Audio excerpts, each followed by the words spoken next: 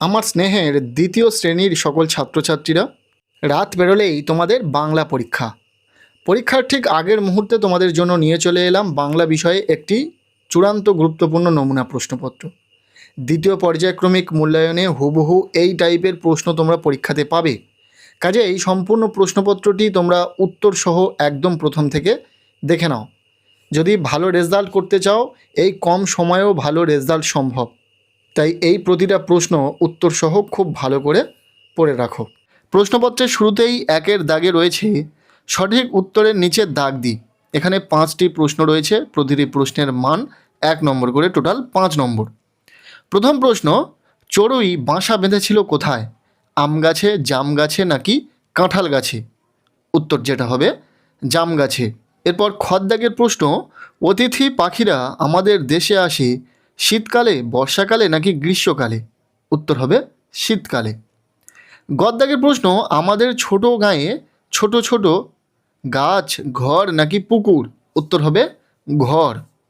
এরপর ঘরদাগের প্রশ্ন, বুড়োর বড় ছেলে 1 পয়সায় চকলেট, খড় নাকি পুতুল কিনে এনেছিল? উত্তর হবে খড়। এরপর উঁয়োর দাগের প্রশ্ন, খুকুতাই রৌদ্রে বসে কবিতা, হাতের লেখা নাকি গল্প লেখে? উত্তর হবে হাতের লেখা লেখে। এই ছিল একের দাগের কিছু প্রশ্ন, যেগুলো আমরা উত্তর সহ বলে দিলাম। এরপর রয়েছে প্রশ্নপত্রের 2-এর দাগ, যেখানে বলা হচ্ছে যুক্ত বর্ণগুলি ভেঙে লেখো। এখানে 2টি প্রশ্নের উত্তর লিখতে হবে দন্তের শয় তয়। এটা কীভাবে লিখতে হবে? দন্তের স হসন্ত যুক্ত ত। দ্বিতীয়টি রয়েছে গয়র ফোলা। এটা কিভাবে লিখবে? গয় হসন্ত যুক্ত র। এরপর রয়েছে প্রশ্নপত্রের 3-এর দাগ, বলা হচ্ছে বাম দিকের সঙ্গে ডান দিকে দাগ টেনে মেলাই। এখানে বাম দিক ডান দিকের মেলাতে হবে। 4 নম্বর রয়েছে। কি কি রয়েছে আমরা দেখে নেব এবং মিলিয়ে নেব। বাম দিকে রয়েছে কর্ম। কর্ম কথার অর্থ কি? কাজ। তাই একটি দাগ কর্ম থেকে কাজ পর্যন্ত টেনে দেবে। এরপর রয়েছে ভ্রম। ভ্রম মানে কি? ভুল। তাহলে ভ্রম থেকে ভুল পর্যন্ত একটি দাগ টেনে দেবে। এরপরে বাকি দুটো পড়ে রয়েছে। কি কি রয়েছে? আনন্দিত। আনন্দিত যেন খুশি হওয়া। আনন্দিত থেকে খুশি পর্যন্ত দাগ টেনে দেবে এবং শ্রবণ থেকে শোনা পর্যন্ত দাগ টেনে দেবে। যারা বুঝতে পারছো না, আমরা নিচে উত্তর করে দিয়েছি, দেখে নিতে পারবে। আচ্ছা, এরপর রয়েছে প্রশ্নপত্রের 4-এর দাগ, বলা হচ্ছে শব্দ ঝুড়ি থেকে শব্দ নিয়ে শূন্যস্থান পূরণ করি। এখানে একটি শব্দ ঝুড়ি রয়েছে। কি কি শব্দ রয়েছে সেখানে? কালো, রক্তজবা, ছোট, রৌদ্র। এই শব্দগুলো আমাদের নিচে শূন্যস্থানগুলিতে পূরণ করতে হবে। কোনটা কোথায় বসবে সেটা তোমাদেরকে ঠিক করতে হবে। প্রশ্নগুলি দেখে নাও। প্রথম প্রশ্ন, রোদ্দুর শব্দটির প্রতিশব্দ হলো? উত্তর হবে রৌদ্র। খদ্দাগের প্রশ্ন, আমাদের ড্যাশ গায়ে ছোট ছোট ঘর। আমাদের ছোট গায়ে ছোট ছোট ঘর। গরদাগের প্রশ্ন, শক্তিবাবুর নৌকার নাম কি? উত্তর হবে রক্তজবা। আর ঘরদাগের প্রশ্ন, পূর্বীদের মেঘ ইস্পাতের মতো ড্যাশ। উত্তর হবে কালো।